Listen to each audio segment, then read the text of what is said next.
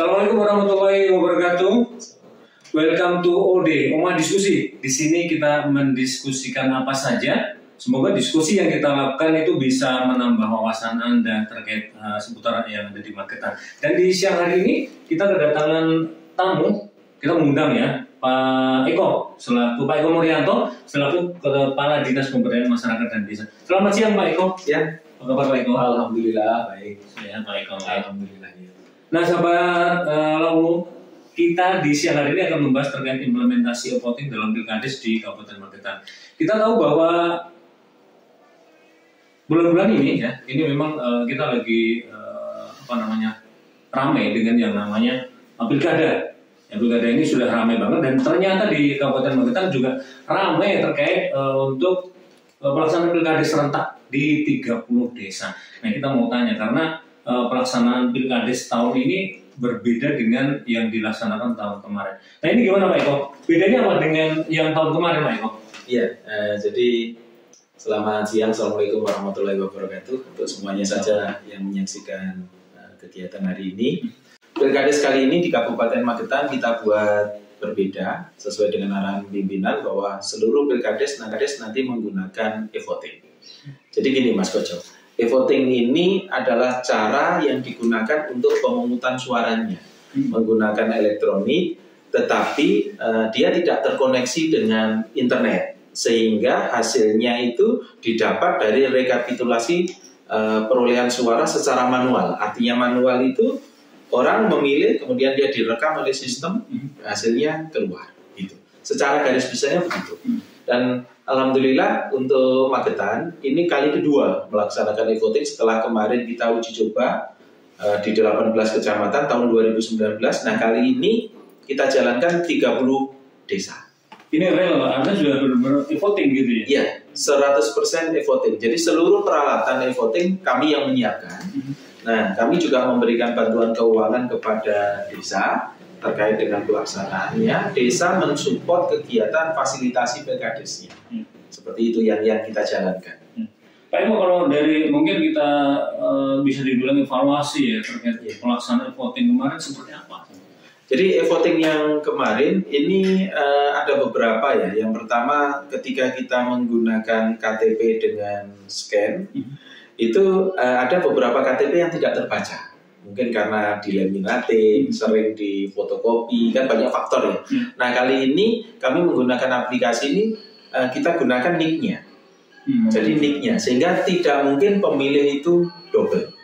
Nick kita sudah verifikasi, kemudian masuk ke sistem dan nanti, Mas Gojo, sistem inilah yang nanti tugasnya masyarakat itu yang pertama warga itu memastikan dirinya masuk di dalam DPT. Yang kedua, tugas yang kedua itu adalah memperhatikan nomor urut dalam DPT. Karena kan misalkan Koco, misalkan gitu ya, nama penjenengan dengan nama saya ini kan sama, nama samaran, artinya nama pasaran. Banyak desa yang namanya double, Eko ada berapa gitu. Nah nanti tinggal nyebutkan aja nomor sekian, gitu. Itu langsung masuk. Itu lebih cepat. Gitu. Artinya nggak bakalan ada double ganda dan nanti pelakunya yang ada di desa itu yang e-voting ini pelaksana teknisnya adalah seluruhnya adalah dari desa. Kami lakukan pendampingan dan pembinaan. Jadi operatornya itu desa nantinya. Kalau aplikasi yang digunakan apa sebenarnya? Namanya Simas Kades. Aplikasi Magetan Sukses Pilkades. Jadi itu nanti ditetapkan dengan keputusan Bupati. Simas Kades ini yang legal standingnya, legal formalnya begitu, dia ditetapkan dan diusulkan lewat Kominfo. Karena kan kita ada perda yang mengatur bahwa seluruh aplikasi yang digunakan di Magetan harus dapat verifikasi dari Kominfo. Dan itu sudah kami jalankan. Pak Eko, kalau belajar dari pelaksanaan kemarin ya, yang uji coba kemarin, ini tanggapan masyarakat seperti apa? Karena mungkin tahun kemarin masih voting kan masih banyak orang seperti itu. Jadi begini, masyarakat sebagian itu kok pakai e-voting gitu kan? Kenapa pakai e-voting? Apa bisa orang-orang tua? Jadi ini sangat sederhana. Aplikasi ini sangat sederhana. Kalau saya lakukan simulasi itu teko, dudul, metu, kondur. Hanya itu aja. Jadi sederhana. Teko artinya orangnya harus datang sendiri, tidak boleh wakil, tidak boleh pakai surat kuasa. kemudian nanti setelah datang ya dia diverifikasi tadi, masuk ke bilik langsung, dudul. Dudul itu artinya menyentuh, jadi nyentuhnya pakai jari begini Mas, disentuhkan begitu, dan 2 kali sentuh. Sentuh pertama sentuh tanda gambar, sentuh kedua verifikasi ya atau tidak.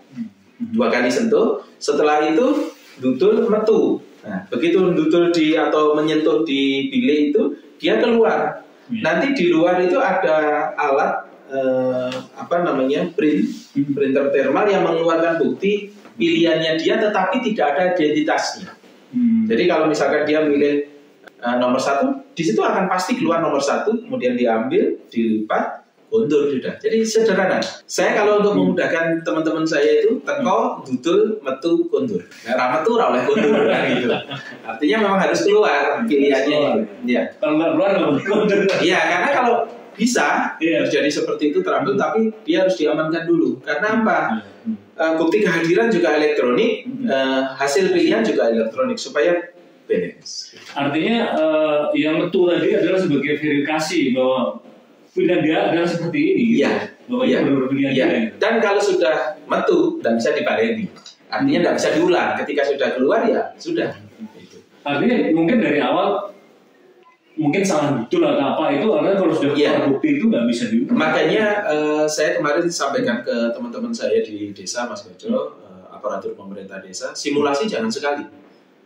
Simulasi itu harus berulang-ulang kali gitu. Dan ini mulai tahun kemarin malah saya simulasi terus. Bahkan waktunya kita atur masyarakat yang tertua di desa itu saya minta dihadirkan gitu kan.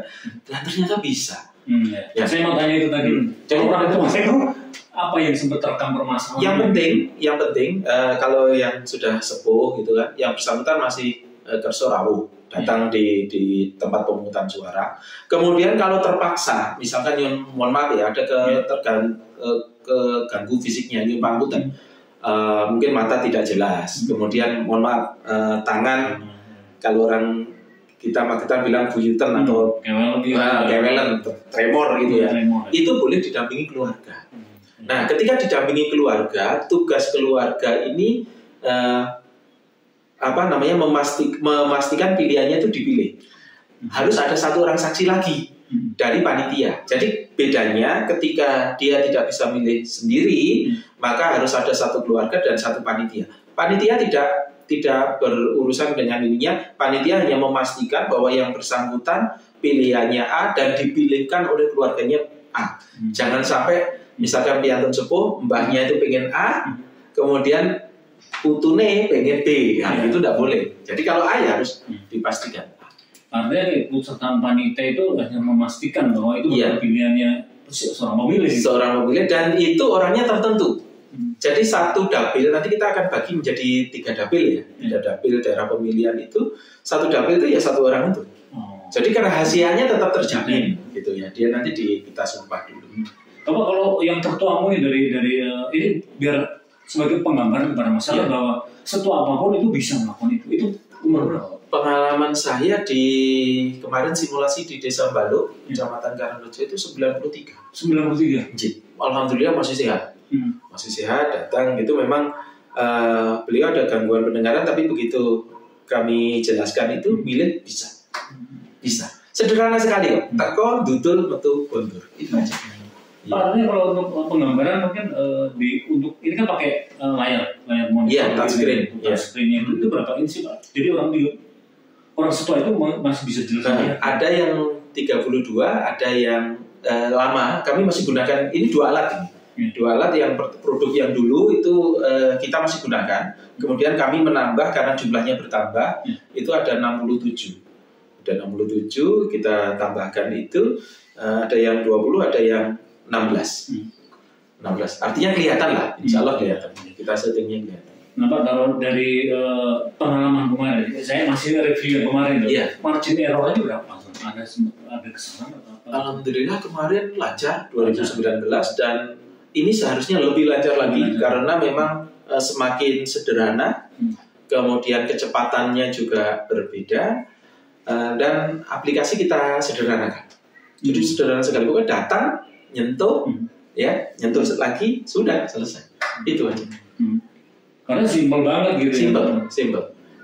Dan ini juga saya terima kasih diundang ke sini Mas Koco. Artinya ini juga membantu pemerintah daerah untuk menginformasikan kepada masyarakat, dan nanti tentunya kan banyak pertanyaan. Banyak pertanyaan silakan disampaikan. Nanti kan insya Allah saya bantu menjawab. Mungkin nanti bagi Anda yang nonton tayangan ini, kalau ada pertanyaan nanti bisa komen ya di bawah tayangan ya, di bawah tayangan YouTube ini nanti bisa di kolom komen ya. Nanti akan kita tanggapi. Nah, Pak Eko kembali ke ini Pak, ke implementasi voting dalam pilkada Sumatera. Ini nanti untuk aplikasi atau alat ini berapa yang disediakan oleh? Kami menyiapkan 90 itu untuk pelaksanaan hari H, karena 3 dapil berarti kali 30 kan 90. Kemudian ada 3-4 cadangan nanti yang akan kami gunakan manakala trouble. Nah, keistimewaan alat ini begini. Ketika dalam pelaksanaan ya selama ini tidak terjadi, tapi kita antisipasi. Begitu sudah dilaksanakan istilahnya setengah mainan gitu ya Mas. Ternyata alat ini trouble, ini suara tidak hilang. Suara ini yang sudah terekam ini tidak hilang. Kita ganti alat yang baru, nanti tinggal menyesuaikan. Dan itu dibuatkan berita acara. Jadi ada beberapa pengamanan yang kami buat untuk margin errornya itu supaya seminim mungkin. Artinya kita sudah antisipasi, dan semua teknisinya dari teman-teman kami di pemerintah daerah, dan saya yakin kemarin sudah uji coba berkali-kali, sudah saya paparkan juga di Dewan, alhamdulillah semuanya bisa berjalan. Artinya kalau mungkin ya pas di tengah-tengah pemilihan listrik mati atau apa itu tersave dengan sendirinya. Iya. Gitu. Dan karena pakai komputer Mas kan masih nyimpan baterai dia tidak langsung habis, gitu kan, masih tercover di sana. Alat ini Mas.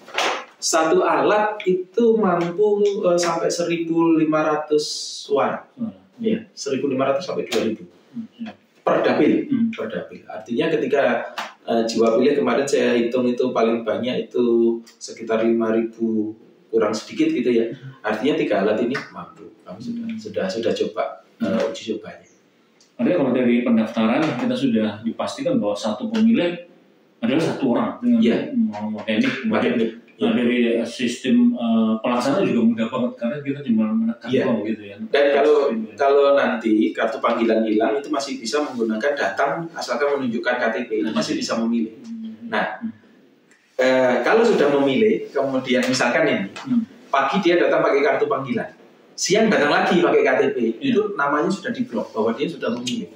Jadi itu untuk pengamanan berlapis kami, di samping teman-teman yang ada tugas di lapangan nanti yang panitia itu memang harus orang yang berasal dari situ.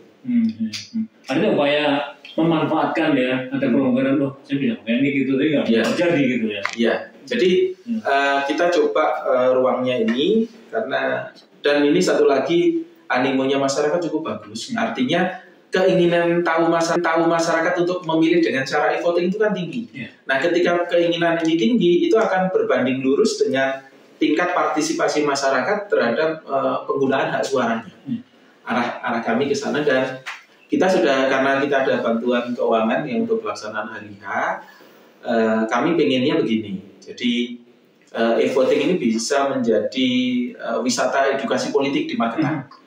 Wisata edukasi politik di Magetan, dan nanti insya Allah itu kami laksanakan di bulan September 2023 untuk 30 desa nantinya. Nanti nggak lama lagi. Nah, nanti minggu depan kami sudah mulai sosialisasi tahapan. Nanti tahapan realnya kami mulai di Juni sampai dengan September. Pak Eko, kalau saya kembali lagi deh, karena saya ingin tahu seberapa, kalau dengan tadi belum animo masyarakat cukup tinggi. Dari uji coba kemarin berapa persentase pemilih? Dari yang dihadirkan berdasarkan laporan Bapak Ibu Kepala Desa yang kemarin komunikasi dengan saya, itu yang dihadirkan 100 datang 100 gitu kan. Kalau melihat itu kan animonya pengen mencoba koyo apa to voting kuwi jane gitu. Itu tinggi. Di samping saya terima kasih juga ada informasi ini apa mungkin orang tua menggunakan elektronik kok disuruh pegang komputer. Enggak pegang apa-apa. Hanya pegang layarnya aja. Dan saya sangat berharap tingkat partisipasi masyarakat untuk menentukan pemimpin yang ada di desa itu benar-benar luar biasa. Artinya melampaui harapan kami. Kami mentarget kemarin kalau pemilu tahun kemarin kita 77 kan, nah kita ini mudah-mudahan bisa 80-90 lah, mudah-mudahan rentang antara 80 sampai 90 untuk partisipasi masyarakat di desa. Target tahun ini. Iya. Tapi kalau dari tarikan jenengan yang diundang 100 bisa 100. Iya. Hanya kan ada kendala teknis nanti bagi warga desa yang ada di luar. Oh, ya, apakah dia mau kerso kuntur atau enggak kan gitu kan. Gitu. Walaupun tidak ada quorum ya, di pilkada tidak ada quorum. Pak, kalau terkait kegiatan yang dilaksanakan tahun ini Pak, nah ini kalau dari running ini apa? Bulan ini ngapa sih yang dilakukan? Saya saat ini masih buka ruang untuk simulasi, tapi minggu depan saya sudah sosialisasi. Ya, setelah sosialisasi nanti di bulan Juni tahapan itu serentak kami jalankan, kami pandu. Jadi tahapan itu kami tuangkan dalam bentuk keputusan Bupati tentang pelaksanaannya, sehingga seluruh desa itu bergeraknya bersama. Yeah. Jadi kapan bentuk panitia, kapan rapatnya, kemudian kapan pendataan, kemudian kapan pendaftaran, ini kita lakukan serentak. Pak, kalau simulasi dulu dong. Kalau simulasi apa yang dilakukan? Kami bawa alatnya ke desa, kemudian kami setting. Lalu masyarakat yang praktek langsung, kami ajari dulu, setelah itu masyarakat praktek langsung. Dalam satu sesi, seringkali saya minta itu 2-3 kali, tidak hanya sekali nyoba terus mundur, tapi diulang begitu. Harapan saya semakin sering beliau-beliau ini familiar dan itu program ini bisa semakin sukses nantinya. Makanya kalau komentar mereka, cuma betul aja gitu ya. Makanya yang kita ini kan teko betul metu kontur itu. Karena apa? Selama ini orang ketika melihat Mas Koco ini pegang laptop, wah, ngetik. Padahal enggak ada ngetik. Enggak ada ngetik, enggak ada ini. Mungkin karena ininya mereka mengetahui apa sih yang namanya e-voting, karena ada EE-nya itu ya. Iya, karena elektronik itu sebetulnya adalah cara untuk mengumpulkan suaranya. Dan kelebihan e-voting, yang pertama tidak ada suara rusak. Tidak ada suara rusak, kemudian tidak ada suara abstain atau tidak memilih. Kan pilihannya pasti. Ya, yang kelebihan ketiga lagi, ngitungnya itu Mas. Biasanya yang jadi, ini kan ketika menghitung suara satu sah, lama bikin sport jantung gitu. Tapi dengan adanya e-voting ini, hitung-hitungan itu tidak ada lagi. Artinya tidak ada itu, begitu selesai ditutup hasilnya sudah kelihatan. Iya. Itu berjalan real gitu ya? Iya.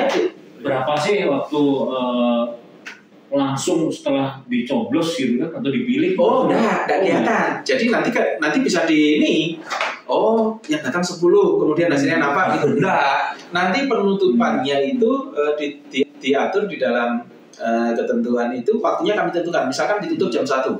Seluruhnya ditutup jam 1 kan. Begitu ditutup jam 1, dimasukkan password lalu hasilnya.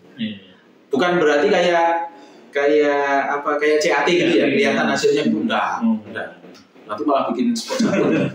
Dan itu kerahasiaannya nanti bisa didetek. Kalau ini insya Allah aplikasi ini sudah kita uji coba berkali-kali.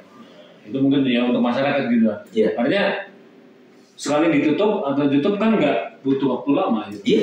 Karena hasilnya itu langsung 1-2 menit langsung. Langsung. Kemudian penjumlahnya juga ada manual. Yeah. Jadi begitu ditutup nanti akan alat yang mengeluarkan hasil dan berikut ada bukti barcode-nya. Yeah. Nah nanti penghitungannya tinggal nyeken pakai inframerah bukti barcode-nya itu, scan gitu aja, nanti sudah jumlah otomatis ya. Ya, silakan cocok dengan cara manual. Jadi tetapi kotak suara tidak kami buka. Enggak. Jadi karena aplikasi ini, kecuali ada gugatan kemudian di pengadilan untuk dicocokkan, itu silakan. Karena secara elektronik nanti ada bukti bisa dibilang bukti manual juga. Iya kan ada printout-nya Mas. Jadi mau mulai alat itu dibuktikan dulu. Misalkan ini dibuka jam 7 gitu ya. Jam 7 kurang 1/4 alat ini dikeluarkan dulu. Kemudian dikeluarkan tanda tangan buktinya ya. Bukti misalkan masih 0 semua gitu kan. Enggak ada rekayasa gitu loh maksud saya. Ketika enggak itu kemudian ditandatangani oleh panitia dan saksi-saksi.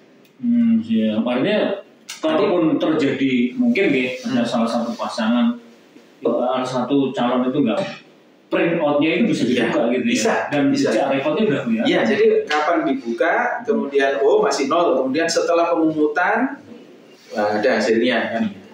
Siap. Karena dari sisi keamanan, dari sisi kerahasiaan dan juga akurasinya, iya, luar biasa ya. Luar biasa. Karena tidak ada lagi ribut lagi suara sah tidak sah.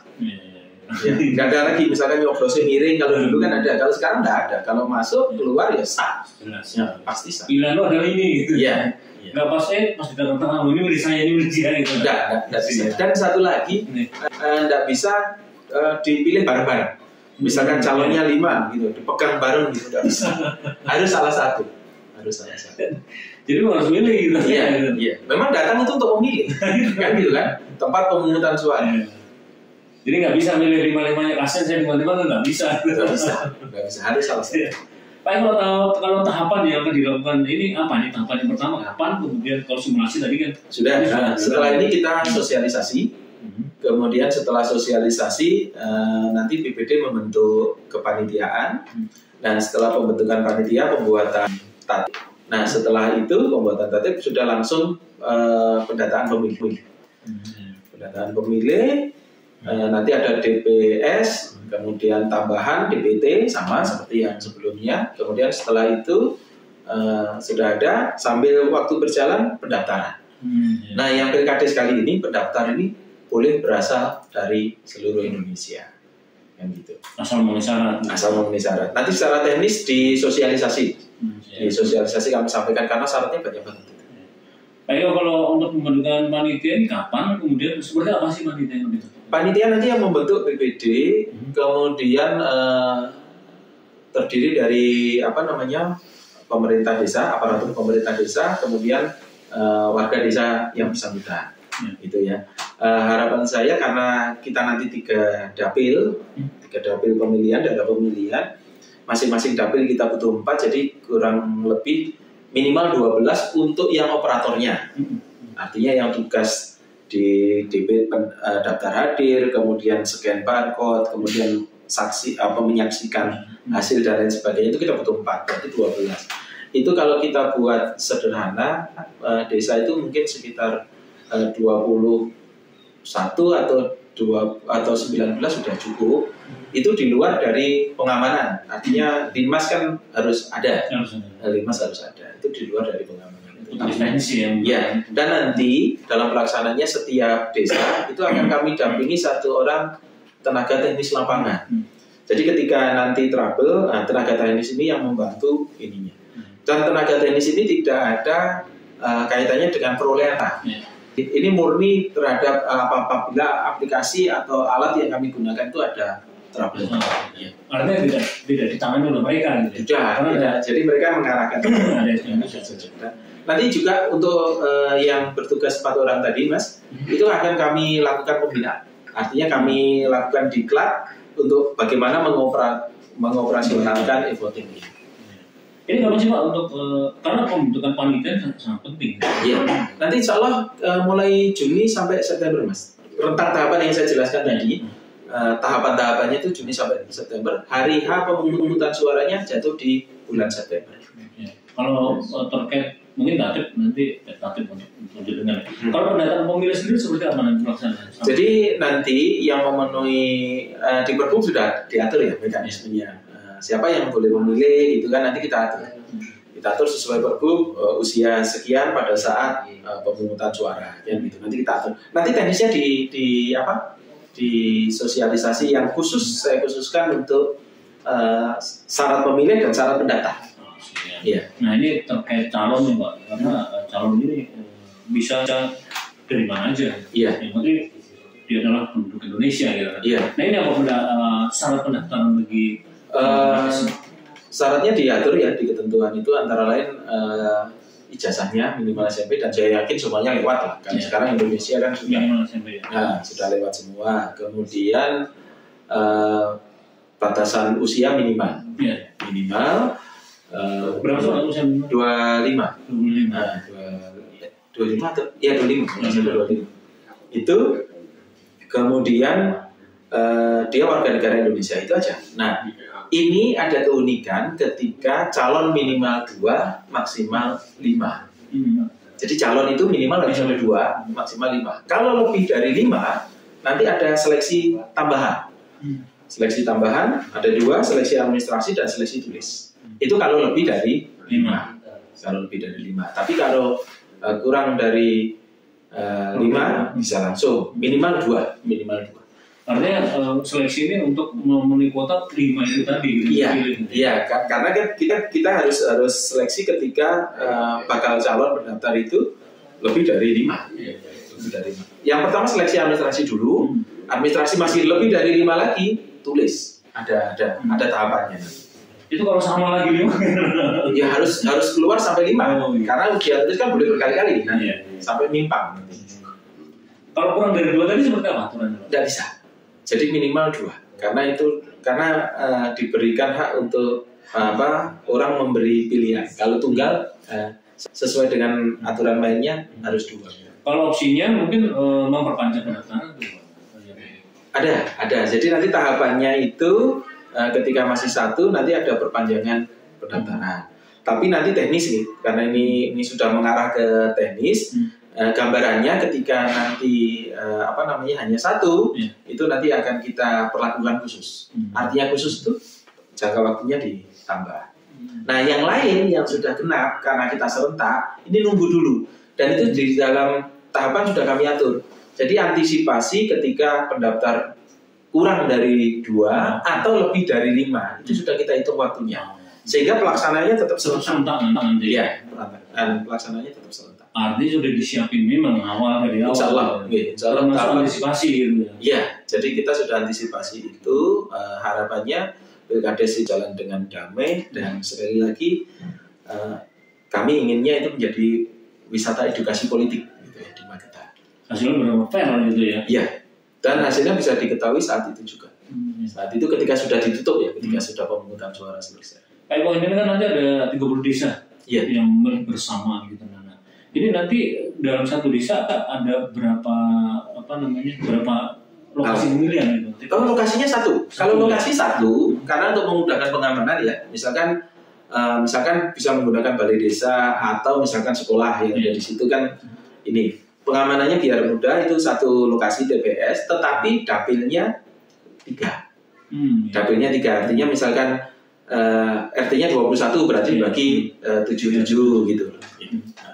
Artinya meskipun beda dapil tetap 1 lokasi. Iya, untuk memudahkan pengamanan. 1 dapil ini mungkin 1 perangkat komputer atau bisa lebih? 1 dapil itunya 1 set. Berarti 1 desa itu ada 3 set. Ada 3 set komputer. Baik Pak Eko, ini saya ada 1 pertanyaan yang tiba dari salah satu netizen gitu Pak, terkait kemarin ribut terkait demo Kades ini, kepala desa ini masih jabatan 9 tahun. Iya. Jadi begini, yang kami lakukan sampai dengan saya bicara ini, aturan untuk Pilkades yang akan datang itu masih 6 tahun. Ya, karena yang 9 tahun sampai hari ini aturannya kan belum keluar. Jadi kita tidak spekulasi gitu ya. Kita hukum positif yang kita pegang. Artinya masalahnya ini yang insya Allah kita jalankan ini masih 6 tahun. Aturan tadi juga 6 tahun ya. Untuk jabatan tahun. Jadi walaupun pemilihannya pemungutan suaranya di September, tapi pelantikannya itu menunggu masa jabatan kepala desa yang saat ini masih menjabat itu habis. Itu nanti jatuhnya di 19 Desember 2023. Pelaksana September, pelantikannya insya Allah di 19 Desember. Karena habis menunggu masa jabatan kepala desa yang periode 17, berangkatnya 17 kemarin itu habisnya di 19 Desember 2023. Nanti kemudian berikutnya kayaknya bisa sama gitu ya. Iya, jadi kalau Magetan nanti 2 tahap. Tahap pertama itu 17 kemarin yang kita ulang di 2023 ini, dan 19 yang nanti akan dilakukan di 2025. Kalau perkara 9 tahun ya tunggu aturannya. Tunggu aturannya dulu. Ya mungkin ya karena memang semangat mereka untuk membangun ya.